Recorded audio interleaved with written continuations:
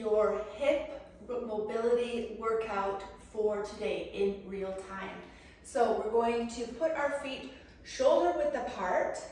Once they're shoulder width apart, we're going to put one in front of the other, so they're not directly under one, are directly in alignment with each other. There is a width between them when you stagger them.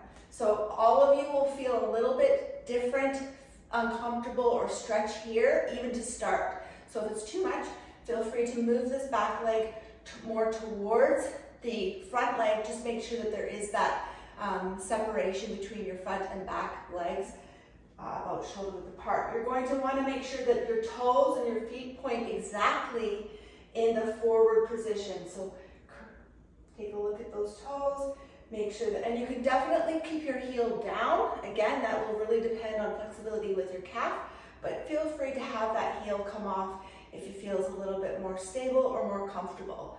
So the other thing that we're going to want to do now is make sure that our pelvis is in the right direction. So picture that there's a buckle around your waist, and you're going to twist it to make it, to tighten it so the buckle is directly towards where you're facing. So again, belt buckle, directly facing in front. So you're going to probably want to rotate your hip a little bit, shifting to the back leg.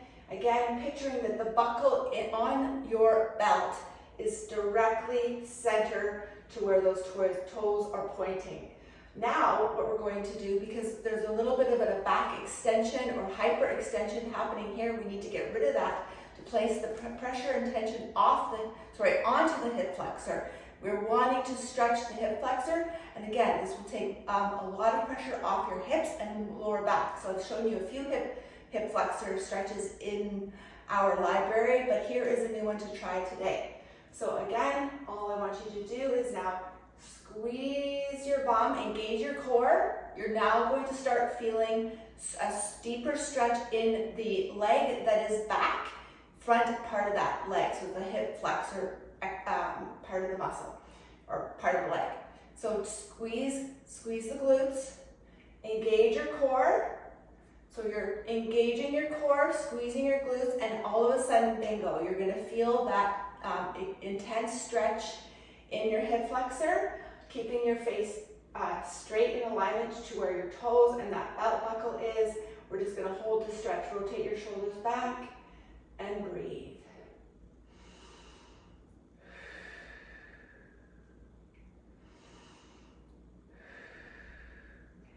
Squeeze glutes, engage core. Deeper stretch in that hip flexor. We'll do 2 more breaths. Relax your shoulders. And exhale. Switch to the other leg. Again, transition out of these stretches nice and slow. You don't want to take back or compromise what you've already done. So again, hip width apart. Maybe I'll do this one so you can see me. Toes and everything are square. Adjust the back either down, heels down, or up. So just, this will help you see that there is a good distinction between the front and back leg. We're not stacking them. I want you to see that separation there. Okay, and now I'm going to make sure that that buckle is center. So I'm going to shift, look at my mirror. So if I'm not doing that, see how my hip is kind of off to it. So center, buckle, right in the middle.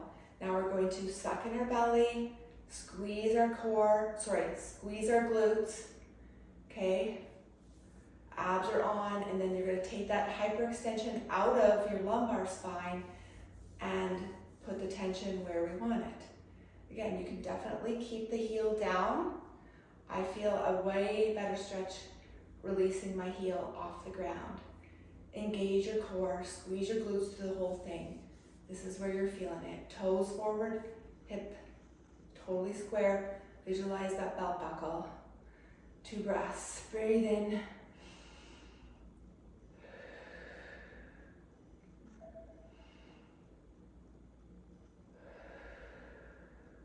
Let's do one more. Feels nice, doesn't it?